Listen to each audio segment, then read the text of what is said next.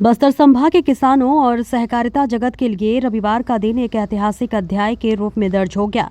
शहर के वीर सावरकर सभागार में आयोजित एक भव्य और गरिमामय समारोह में जिला केंद्रीय सहकारी बैंक की नवनिर्वाचित कार्यकारिणी ने अपना कार्यभार संभाला। इस अवसर पर आयोजित संभाग स्तरीय किसान सम्मेलन में न केवल नए नेतृत्व का स्वागत किया गया, बल्कि अन्नदाताओं के लिए खुशी और राहत का पिटारा भी खोला गया।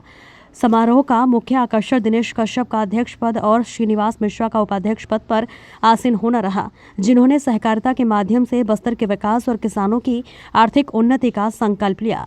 शपथ ग्रहण समारोह में बतौर मुख्य अतिथि शामिल हुए अपेक्स बैंक के अध्यक्ष केदारनाथ गुप्ता ने किसानों के हित में किए गए क्रांतिकारी बदलाव की जानकारी देते हुए माहौल को उत्साह से भर दिया। उन्होंने बताया कि अब कृषि ऋण के नियमों को पूरी तरह बदल दिया गया है। पहले जहां किसानों को 60,000 रुपए तक का ऋण मिलता था, वहीं अब इसमें 10% की बढ़ोतरी करते हुए 66,000 रुपए कर दिया गया है। सबसे बड़ी राहत ऋण के स्वरूप में दी गई है। अब किसानों को कुल ऋण का 70% हिस्सा नकद रूप में और शेष 30% जो है वो वस्तु ऋण के रूप में मिलेगा। नकद राशि की उपलब्धता बढ़ने से किसान अब अपनी खेती की अन्य जरूरतों को आसानी से पूरा कर सकेंगे। इसके साथ ही नए मकानों के तहत नए मानकों के तहत 21 क्विंटल प्रति एकड़ धान की खरीदी 3100 रुपये प्रति क्विंटल की दर से करने की और राशि सीधे बैंक खातों में भेजने की प्रक्रिया किसानों को बड़ी राहत दी। देखिए सुनील साहू की खास रिपोर्ट। आज सावरकर भवन में जिला सहकारी केंद्रीय बैंक के नवनियुक्त अध्यक्ष और श्रीनिवास उपाध्यक्ष जिनकी नियुक्ति राज्य शासन द्वारा की गई है, उनके द्वारा पदभार ग्रहण किया जा रहा है। इस कार्यक्रम में बस्तर संभाग के 7 जिलों के किसान यहाँ पर आमंत्रित हैं और बस्तर जिले से ही लगभग 1000 किसान यहाँ उपस्थिति दे चुके हैं और बाकी भी सभी जिलों से गाड़ियों में सभी जिलों से यहाँ के किसान आ गए हैं। यहाँ पर इनका पदभार ग्रहण है माननीय दिनेश कश्यप जी का और श्रीनिवास मिश्रा जी उपाध्यक्ष।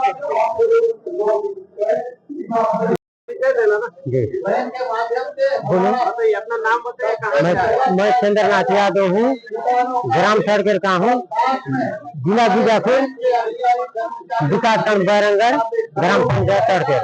मैं मिनी राइस मिल के लिए आवेदन किया हूँ खाता केंद्र बैंक में लोन लेके किसान को करते हैं। हो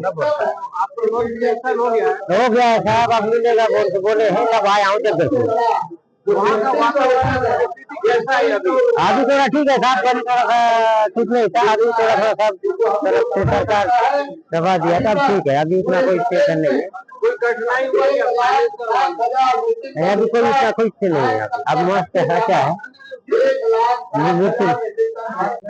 हाँ, आज किसान सम्मेलन है, कैलेंडर का विमोचन है और करीब 10 किसानों का केसीसी ऋण भी यहाँ वितरण किया गया। आज हमारा ये पदभार कार्यक्रम है और हम आज कार्यालय में प्रवेश करेंगे और हमारा ये मकसद होगा कि किसानों के हित में और बैंक के हित में पारदर्शिता, नैतिकता, शुचिता और पारदर्शिता के साथ हम काम किया जाएगा और किसी प्रकार के बिचौलिए प्रथा को पनपने नहीं दिया जाएगा।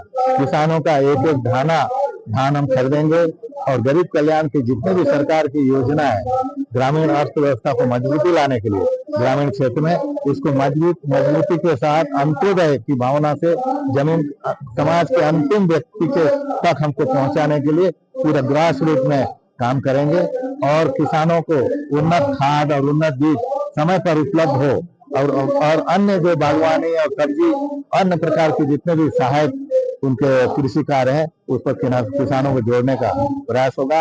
हमारा उद्देश्य है कि किसानों को समृद्ध करना और सहकारिता बिना कोई उद्धार नहीं है और सहकारिता भी हमारे लोगों के प्रगति का सबसे महत्वपूर्ण माध्यम है। कार्यक्रम में कौन कौन यहाँ पर आए हमारे एफएस बैंक के अध्यक्ष राज्य एफएस बैंक के अध्यक्ष केदारनाथ गुप्ता जी मुख्य अतिथि हैं।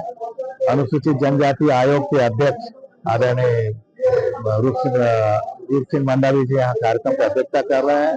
आज यहाँ पर अध्यक्षता के रूप में हमारे प्रदेश अध्यक्ष विधायक किरण देव जी को उपस्थित होना था और मुख्य अतिथि के रूप में सहकारिता मंत्री आदरणीय केदार जी आने वाले थे, लेकिन दिल्ली में राष्ट्रीय अध्यक्ष के चुनाव का कार्यक्रम आने के कारण उनको इमरजेंसी में जाना पड़ा और वे सभी कार्यकर्ताओं को क्षमा याचना किए हैं अपने तरफ से।